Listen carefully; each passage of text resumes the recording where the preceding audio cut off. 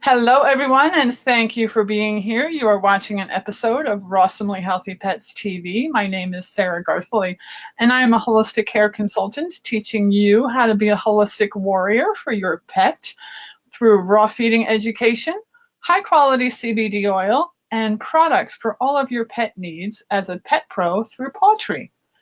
And today I am talking to Nicole Graber because she unfortunately has an experience with what is a fear of a lot of pet owners of losing her pet, Newfoundland, for quite a long time. And so I wanted to chat with her and get her experience and help give you some tips about what to do if you are ever unfortunately in this experience, and education is power. So thank you for being here, Nicole. I really appreciate you taking your time to do this. So tell us a little bit about yourself. Well, thank you so much for having me. I am a Navy veteran, married to an active duty naval officer, and we are, sorry, Odin says hello. we, we are You're welcome. yeah, we're a naturally minded family. We have two sons, we have two big dogs, a Newfoundland and a Rottweiler, and are currently living in Texas. We just moved to Texas from Norfolk, Virginia. Where in Texas?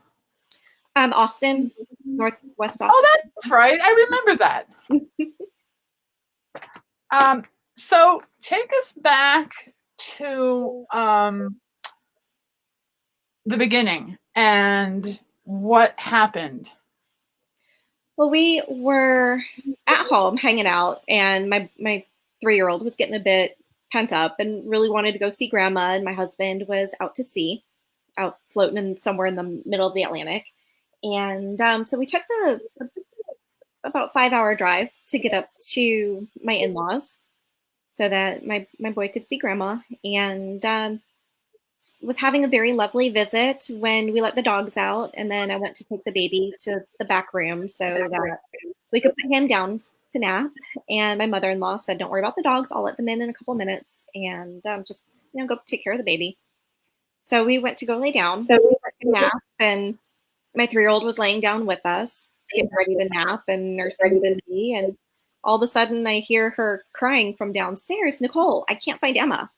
So wake up the baby, outside. It's in mid-January in Maryland, so there's snow everywhere. It's frigid cold. And we're looking around trying to find some sort of evidence of Emma. She's not in the bushes. She's nowhere in the yard, just completely gone. Everything is silent, which is really not normal for them. Odin came inside and just waited, and we scoured around outside, just looking everywhere for a sign. And it was really weird because everywhere around the house is on the corner lot, so the fenced yard kind of goes to the side in front of the house. And there's only one area that didn't have snow, and that was the sidewalk that came through the fence to the driveway. And it was a very thin slip. So we're wondering, did somebody take her? Did she jump? And I mean, this is a big floppy puppy who isn't even able to jump over our baby gates. When she tries to jump up to put her paws on my nose, she ends up just on her side on the floor in this big floppy mess. So, So how old was she when she disappeared? It was right before she turned 2. So about 2 months shy of 2 years old. And weighing about 110 pounds, just big fur ball of energy. So we're looking around the yard, and there's snow everywhere except for that one spot, and there's no evidence anywhere. There's no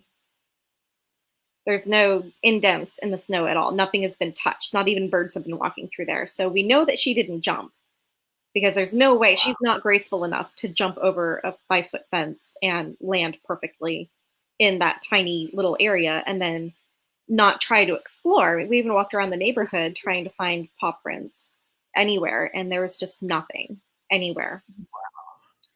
So we called a couple people, reached out to a couple lost pet groups in that area, and ended up expanding our search over that week into Pennsylvania, West Virginia, Northern Virginia, pretty much Wow, within. so you really expanded your search. Yeah, And we were wow. looking everywhere within a 2-hour drive, trying to figure out where she could possibly be, if anybody had seen her. Be aware that if somebody's trying to sell her, she has a family. Oh, And talking with a couple of these ladies had reached out to me saying, "Hey, I work with these local they're pet fostering communities and pet search communities, pet finding communities, rescue pets, and these are the things that you need to look out for." And talking about how people, even the police told us too that it's very prominent, especially in the Maryland area outside of DC, where when people see a big fluffy dog unattended in the yard, they take it to turn around and sell it to make a quick. So I'm sitting there worried that, here Emma is going to end up shoved into somebody else's family. And just, it was really heartbreaking. And my 3-year-old's crying every night of, "Mommy, where's my puppy?" And because he's the one that helped me pick her out when she was 9 weeks. oh, So we kept searching. We hiked in freezing temperatures through the woods. we were we connected with my veterans entrepreneur group, and networked with a couple of brilliant men that knew a lot about marketing with Google. So we had Facebook ads running along with Paw Boost, um, wow. information set out to every single animal rescue and lost pet Facebook group. We had Instagram tags going, we had Facebook tags going, Facebook ads, Google ads. And after we got that set up, we spent a few days walking around with people that we found through the Nextdoor app, hanging up flyers. People are walking up behind me saying, "I know her, that's Emma." Oh, And then wow. starting to talk with them. "Nope, we haven't seen her, but she is everywhere on the internet." Wow. So See, the power of the internet is huge. it is. It absolutely is. And she was not seen for about 2 weeks. And then all of a sudden, she was popping up. We were getting people calling me and emailing me, messaging me on Facebook. We even set her up a Facebook page, Emma Newfie. Oh, And people were commenting on our Facebook posts and sending me Facebook messages of, "Emma was in my yard today. She was in my backyard. Should I go wow. put some food out in case she comes back?" And they would leave food out for her. And we had to walk them through of, please do not call her, please do not make loud noises, don't whistle, don't clap, because we don't know what she's been through, Right. especially being completely gone for 2 weeks. And talking with the ladies through these animal rescue groups that we met, they said that we had such a strong online presence that No. they're almost they're almost willing to bet a year's pay that she was taken, and then somebody saw how much attention we were getting online about her story, so they let her go so that they Wow. wouldn't be caught. I Wow. don't know. It's all pretty much speculative, but it just seems awfully convenient for her to leave without a sound, Right. and Right. then nothing for a couple of weeks, and then all of a sudden she's everywhere. People are seeing her walking through the trails of this park. People are seeing her walk through their backyard, and they would get excited. And of course, Oh, you don't want to be calling dogs that are lost, especially if you don't know them. But she ended up getting spooked onto a different side of a major highway, and then we were able to get we worked with a guy out of Baltimore. He drove down in his off time, actually did it out of the kindness of his heart. He didn't charge us for it, but he oh, was the wow. only person that we could find that had a large trap, big enough for a dog for size. And, we've got a ton of video footage of critters, foxes, mostly foxes, eating the food that we set out for her. But we had to move it from that major park that we had so many sightings actually down the hill a little bit from a house that she had frequented. She actually got into their yard a couple of times to look for food and water, and ended up across the major highway almost a mile away after Wow. people started combing the woods for her. So then everybody's like, oh, well, I know where the new neighborhood is. I walk there every day. So I'm going to take our dogs and walk and look for her. And I don't know what happened, but she ended up spooked out of there and ended up another mile south, which was just under a mile north of the DC Maryland state line over in Silver Spring. And I get a call she went completely silent. Nobody had seen her for about 4 days. So everybody's telling me, no, brace for the worst. She's been gone over 20 days. Typically, once they've been gone for 28 days, we find them dead. So don't get your hopes up. Don't give up hope, but don't get your hopes up, because you might not get her back. Right. And right. then I get a phone call from animal control asking me to call a gentleman and giving me his phone number. And I call him and he says, I've been seeing your dog for about 3 days every single morning. Wow. What were you going through and your kids through all of this? Well, how was it? We had a week up there. Then we had to drive back down to Maryland, which was just so crushing to take that 5-hour trip home with only the Rottweiler in the back. Everybody's depressed. Everybody's sad. We get home. My husband comes back from being underway. We go back up to Maryland for a quick weekend trip so that he can help us walk through the woods when she was sighted next to that park with all the trails. We actually saw her from across the river on that trip, but she was. So that must have at least I know it's not her being physically back, but seeing her. Yeah, well, she huge relief. Rough. She looked rough. She was in survival mode. She had her head down. Odin was barking like crazy from across the creek, and she didn't even acknowledge that we were there, and just cried. Pretty much cried the whole way back. I like having a plan. Right. And I'm an entrepreneur. I like setting a plan. I like setting the goals. Right. And I like to see the progression of, okay, this is how we get from point A to point B. So this was really a major learning experience for me of ultimately, how do you give up that control? Right. How do you rely on all these people that you have never met with something so important and so close to your heart? Through it all, we were giving them updates, and on Facebook, we were posting photos of her as a puppy playing. She actually would climb up into my son's water table and put her head down in the water and walk circles around the water table, blowing bubbles. So we would post videos like that on her Facebook page, and it really connected. It really resonated with everybody, and just everything went viral with her. Just everybody was so happy, so excited, and telling me that, there's really nothing like a lost dog to bring a community together. And I think we had close to 45 people at one point combing the woods for her. Wow. Looking for a dog that they had never met. Isn't that amazing? I mean, just animals bring people together. Hundreds of shares with all of the social media stuff that we put out, and we keep in touch with a handful of women from that time, and they still actually tear up even now. It's been a little over a year now, because this was January of last year that she went missing, January of 2018, and they still tear up seeing her updates. So it's really sweet. It's really crazy too at the same time, but.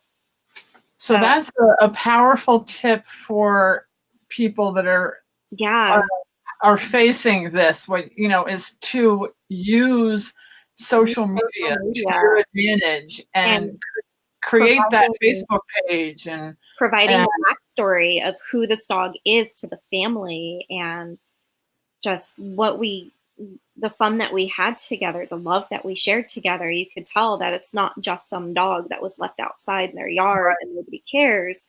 It's actually, that dog belongs to a 3-year-old. Right. Wow. Yes, that's huge. Huge. So, and it was such an emotional experience, not just for me, but for an entire community. And we had people in the midst of it saying, I'm praying for you. I hope you find your dog, but I also want you to know we really needed this as a community. We really needed Wow. this lost dog because this brought us together in a very polarizing time that the community seemed to really be falling apart. And I know this really sucks for you, and I'm really sorry, but I'm also thankful because it's been a really long time since our community worked together in this way. Wow. That's And really powerful. it gave me chills and goosebumps, and That's I really powerful. I didn't know if I should say thank you or if I should just kind of feel awkward or if I just wanted to go curl up under my bed and cry because nobody saw my puppy that day. Right. So But it was an emotional roller coaster. it really, really was. And it really, and that's why when you invited me on here, I was like, yeah, absolutely. Because people need to know that when you lose your dog, it's not just going to affect you, that there's a lot that you can do. You can involve the community, even people that you don't know. I mean, here I am doing social media marketing, essentially, in an area that I'm really not familiar with. So to be back there and to see that and to hear this feedback, it was like, wait a minute. Finding Wow. Emma is so much more than just finding Emma at this point. And Right. all those And times where I felt like giving up, it was right. I wasn't allowed to give up. And remind us again where you were living at the time. Norfolk, Virginia. So you were in Norfolk, living in Norfolk, Virginia, and trying to find your dog In Maryland. in Maryland. In Silver Spring, Maryland, just north of DC. That's huge. So that's why it's even more impactful that you. Oh, it was, and you know, the trolls came out too. We had some people trolling us online, making snide comments on Facebook of, if you want your dog back so bad, why aren't you out in the woods yourself? And before I even would get online to reply to them, I just would get bombarded with Facebook notifications of people jumping in saying, she's a military family that lives 5 hours away. How about you shut your face and let the community help? And I'm sitting there going, wow, that's a huge lesson in giving up my control because these women, these men, they have our back and they don't even know me. Right. You know, what special thing do I have that is having them come together? And it's all this dog, this big fluffy floppy dog. Now you mentioned about her getting spooked and being pushed away. Do you think it was the volume of, were people taking their other dogs, but do you think she was getting spooked by other dogs or people being too forward? People were recognizing the neighbor. We actually got to the point where we were not disclosing where she was after the second time she moved, because we would say, oh, she's over by MLK Park, and was seen in somebody's backyard adjacent to MLK Park. So people were just swarming the trails. So it was an increase of people, it was an increase of dogs, it was an increase of noise. And I love them for it. I love how much they wanted to help, but I do think, I do believe that increase in activity in that area pushed her out. And I don't know if it was her specifically that was pushed out or if the increase of people was decreasing her food supply. So it would be important for people to remember that dogs that are out and loose, they aren't thinking rationally. They aren't thinking like they normally do around the house. So approaching them can actually spook them more and push them farther away. So it's absolutely. So it's important to be cognizant of that and to be gentle and slow down and not It's, rush to them. it's And better to notice and let the owners know, let somebody know that, hey, there's a loose dog over here. And you never know if they're in that fight or flight, because if they feel cornered, they're not thinking like a domestic animal. They're thinking, where am I going to be safe? Where am I going to have food? Where am I going to have shelter? Are you going to hurt me? right, right. And especially when they're gone as long as Emma was. Yeah. They're really kind of reverting into survival mode. Yeah. And They really are. when they're in that survival mode, they're not thinking clearly. They're not thinking of asleep on the couch. No. It's, you know, someone's trying to get me kind of thing. It's safety. It's, I don't know you. You're not my people. And sometimes, even if it is your people, when they're in that survival mode, we were talking with the guy that was helping us with this trap, and he was saying that oftentimes when they reunite, if we catch her in the trap, he's going to want me to come up there. They're going to keep her in the trap until I get there, and they're going to have me by myself walk into the trap, probably throwing a piece of my clothing in first, because usually it's not until you get close enough to be able to touch them that they're able to smell you strong enough that it registers that, oh, okay, my people are here, I'm safe. Wow. So walk in the trap? How big was this trap? this trap was, see, the fence was taller than me, so roughly 6 feet high, probably 6 feet in diameter. Holy cow. Wow. And she had avoided that previously, or? We don't know. We didn't see her on the camera. The first or the second place that we had it. But after she was pushed another mile down, we were contacted by this wonderful couple at the end of a cul-de-sac with his property overlooking the woods. He contacted us and let us know that he had seen her in his yard almost every morning, and that we were welcome to put a trap up in his yard. And it was breaking their heart to know that this dog has been out for over 20, I think we're at 23 days at that point. Yeah. Put a trap in their yard and had it on video footage from the camera that we had set up of her walking between the camera and the cage, walking right past it, circling around their house. Just, she wanted nothing to do with the cage. Wow. At that point, we had a construction crew call animal control. They were doing creek restoration down along that river, and said that they had seen her every morning for a few days. Just, she would perch up at the top of the hill above the creek where they were working. Wow. Every morning they'd get stuff ready to go, and they would watch her walk over and lay down and watch them. And I told them when we were talking on the phone that we had a trap that we were setting up nearby that day, and just to please keep an eye on it and let's see if we can catch her. And a couple of days went by. They, the entire crew, the 6-man crew, were bringing extra lunch with them every single day just to throw to her. They watched her fish in the creek. They watched her catch a squirrel. Wow. So she really had reverted back in a lot of ways. Wow. They said it was incredible to see a dog have that much agility, especially knowing how long she had been out in the wild by herself. But they were throwing hot dogs, chicken nuggets, pizza crusts to her every single day at lunch, and she would come down off that hill and snag whatever food they wanted to throw for her, and then go back up to the hill and curl up next to a log and continue watching. Did she ever get close enough for them to reach out to her?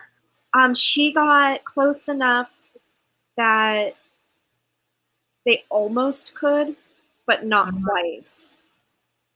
Wow. So at that point, the man that was the lead, he asked my permission of, look, the trap isn't working. Animal control refuses to come help. I'm a former zookeeper. Will you let me help you? How much better can you get than a former zookeeper? Oh, I'm man. dealing with lions and bears. I think I can help you catch her. I'm pretty confident that if you let me help you, we can have her caught within a week. And at this point, you know, it's been about 30 days that she's been in the wilderness. So every day he would hike a little bit closer to her during their breaks, and she would let him, and he would get within about 10 feet, 6 to 10 feet from her, and just sit. Wow. And, you know, not make eye contact, not pressure, just he would hike up there as if she wasn't even there. And he would just sit there for a little bit. Wow. Then one day they noticed, it was day 35, they noticed that she didn't go where she usually goes. And during that time, we had come up there again. I brought my boys up there again and was hiking around where they were. And we called her name, and she responded. She turned her head towards me, but she wouldn't come. So that solidified, yes, that is our Emma. Absolutely 100% that is our Emma. And just, it really, really broke my heart, really crushed me when I called her. She acknowledged and didn't come. Oh, I can imagine. Oh my God. So it's like, okay, at least I know for a fact that she's there. She is not dead, because what was it? The following weekend after she was lost, they had a controlled hunt. So we had posters up everywhere, and we were contacting that hunt club, making sure if you see something big and black, I promise it's not a bear. Please don't shoot my dog. Oh, that must have been horrifying. So yes, it's her. No, nobody has shot her. No, she has not been eaten by something. She's still alive. So we ended up having to go back to Virginia, and felt a little bit more comfortable that somebody was able to interact a little bit with her right there. Right. Right. And got a call saying, come get your dog. We have her. Oh my gosh. Called our family friend, just crying. Get up there to find out that the lead, they hadn't seen her at all that morning, like they did every single morning. So they went hiking, the whole crew went hiking to find her. And they found her just on her back, all four paws up in the air, belly up. And they're completely motionless. And he said his heart just sunk, because there he is feeling like he's developing this unspoken relationship with this animal. Right. Really, really getting an emotional attachment to this animal. And there she is, motionless, belly up. And at that point, he realized how skinny she was. And he took another step closer to her, got within arm's reach, and she jumped up. Completely spooked him. The guy next to him happened to have a lasso attached to him. Lassos her, throws a rope around her neck, lassos her. She starts to panic being lassoed. The guy on the other side of him pulls a ham sandwich out of his pocket and hands it to her to help calm her down. Oh, wow. It was a group effort, man. Meanwhile, I'm scrambling to get a hold of our family friend of, can you pick her up and take her to grandma's house? And I'm getting the boys in the car, and I'm trying to figure out how to pack for 3 of us with like 10 minutes to spare to get in the car and go. So we spent the 5-hour trek in the car, driving all the way back up to the north of DC, going to find her while she's sitting in the my mother-in-law's sunroom. Wow. Getting ticks pulled off of her. My mother-in-law was about an hour away. She came down, and as soon as she got back to the house and took her to the vet, where the vet weighed her, she originally she was at 110 pounds, and she was down to just under 70. Oh my gosh. He said that's skin and bones. Wow. Yeah. So she was at the vet. The vet said she had chronic Lyme exposure. The majority of the ticks we pulled off were Lyme ticks. You could see the bullseye in her skin. The vet said he didn't see any reason why she needed to be quarantined. Just feed her slowly. So We ended up nursing her back to health on rice, chicken, and mixed vegetables, about a cup at a time, a few times a day. And So, what did you do any other steps to rebuild her strength, immunity, or or just rebuild her body? well, she ended up spending a lot of time in the crate just to give her a little bit of extra space, especially because rambunctious 3-year-old boy running Right. around could get a little bit too much. So we'd give her a couple hours of break a couple times a day. We do the rice, chicken, and mixed veggies every day. Made everything, cooked everything in the Instapot with chicken stock, Nice. and gave her a couple tablespoons a couple times a day of coconut oil, and actually ended up doing a couple treatments with her every day with essential oils along her spine. Nice. Awesome. Awesome. How long did it take her to regain being her?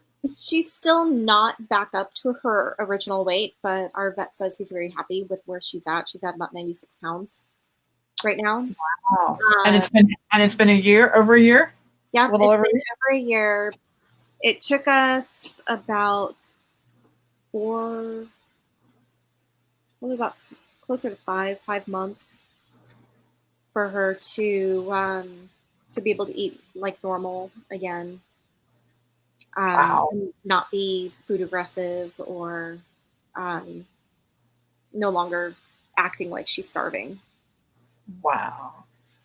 And I don't think people realize how much work it is to rebuild a dog that has been starved and Um, lost all of that. I mean, you see all of these horrendous pictures of rescues, and people think, "Oh, you just feed them more," but yeah, and you see it's those transformation videos where they're always eating in the transformation videos, but that's not really the reality behind it. There's, right. you can only feed them about half a cup at a time, or if they overeat after starving for so long, you can get so many issues with stomachs turning, flipping over. And I mean, we had several instances where we had to scale it down to a cup, half a cup, because we started with a cup, had to scale it down to half a cup at a time because she would throw up. She would eat too fast and then throw it up.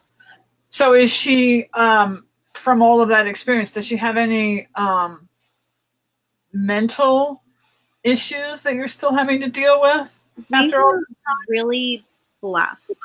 As soon as my mother-in-law had her in the basement when we arrived, and I went down there to check on her, and immediately she perked up. She goes, "Oh, I know you."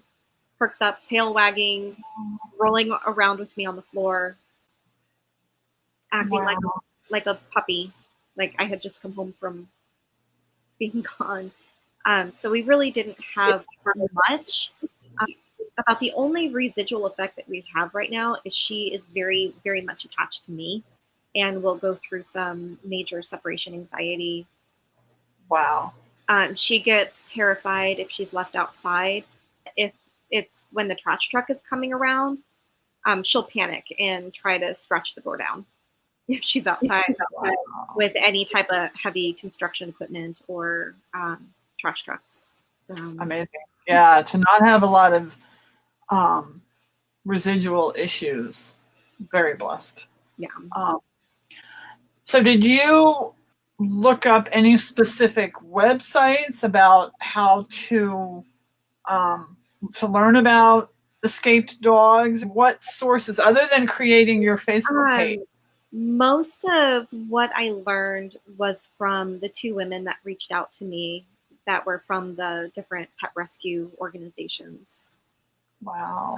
They sent me a couple of graphics to share with everybody, and I would post that up on my Facebook page about, if you see a lost dog, here's the things that you don't do, here's the things that you need to do in order to actually help.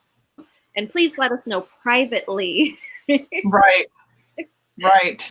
So that was Wow. a big thing because everybody just wanted to help so much, but we really needed the private communication so that nobody was going to play hero. What an amazing story, and what an experience. Yeah. I mean, emotional roller coaster experience, but it's also, you're going to be that voice like those two women were to someone else. Yeah. You're going to now have that story to share and to help someone else. And we get a lot of private messages on Facebook saying, hey, I know somebody in my area who just lost their dog. Can I send them your story? Because I don't want them to give up hope, because you found Emma, and yeah, at the after over a month, yeah, days, we've got her back and alive and not injured, not sick. Yeah. And we were also grateful that for this to have happened in January and not in the summertime, because she would not have managed nearly as well in the summer. Yeah, being a Newfie. So do you still have her Facebook page? I do. Facebook.com/Emma Newfie, EMMANEWFIE. That's wonderful. So viewers can, if they want to follow Emma, yep, and look back on her story, you can find her on Facebook. Do you know if is there any main like lost pet organizations out there? Do you know of? Or do you, or really just looking locally? That are nationwide. The best website I can think of that does nationwide is called Pet Boost, and you can actually download their app. When you go on there, it wasn't, I think it was $20, and they would send out a text message to everybody within like a 20-mile radius saying, this pet is lost, this is the name, this is the breed, this is the color, and here's the owner contact information. If you see them, please contact the owner. They also set up Facebook ads for you. So all you do is upload a photo and some information about the circumstances and who the pet is. And from there, we were on the neighborhood app, posting in the neighborhood app and surrounding areas. That's where we got most of our helpers from, was from the Nextdoor app. And then we would redirect the Nextdoor app, say for updates and more information, or if you see anything, please contact us on our Facebook page. And I would link our Facebook page. Everything had a link to the Facebook page. Our Paw Boost Facebook ads had a link to our individual Facebook page as well. So the big keys are to never give up. Yeah. Find out your, all these apps that you're mentioning, and just connect. And like you said, to connect a story to the dog. Yep. Adding these of, this is how I'm feeling, this is what I'm thinking of, this is how much I miss her, and we're so thankful for everybody who is looking at our page, liking our page, interacting with us on our page, sharing our stuff. Just thank you so much, and just showering gratitude in all of our posts for everything that everybody was doing to go along with our memories. It really created an impact, and it really made so many people feel like they were a part of our family experiencing it with us. And I think that is what made the difference.